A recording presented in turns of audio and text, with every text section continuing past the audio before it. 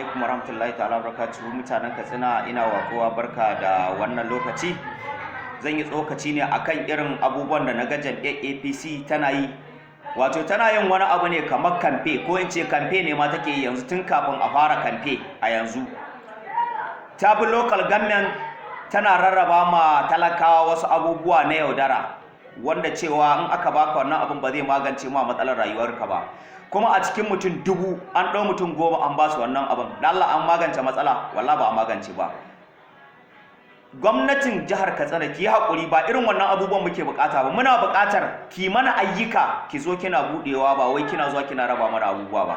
Muna buƙatar aiki a ƙasa, hanyoyi ko asibiti ko makarantu, ko kuma a gyara mana wuta ko abubuwa ga su nan dai bala adadin wanda muke bukata, ba wai abu na yaudara ba. Ki zo kina rarraba mana keken ɗinki, kina rarraba injin nika, kina rarraba mana babura, kina rarraba, ba shi muke bukata ba.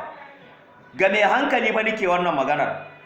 Wanda yake da hankali shi zai gana inda jam'iyyar APC ta nufa. Tana kamfe ne domin ta yaudari talakanta a nan gaba, a ce ai ta zo ta aiki ne, ta zo ta kaza. Wallahi yanzu kai a matsayin ka na jihar Katsina, kana zaune a jihar Katsina, ba irin aikin da zaka iya nuna mun wanda zaka ce ga jam'iyyar APC tana yi a jihar Katsina, tana yi domin talaka, ba ta taimaka mai da komai. Insecurity ma ga nan ba ma gashi nan, ba ma sai an magana ba. Ko ina sai dai mu ce inna lillahi wa inna ilaihi raji'un. In kunne ya ji jiki ya tsira. Wallahi mutanen Katsina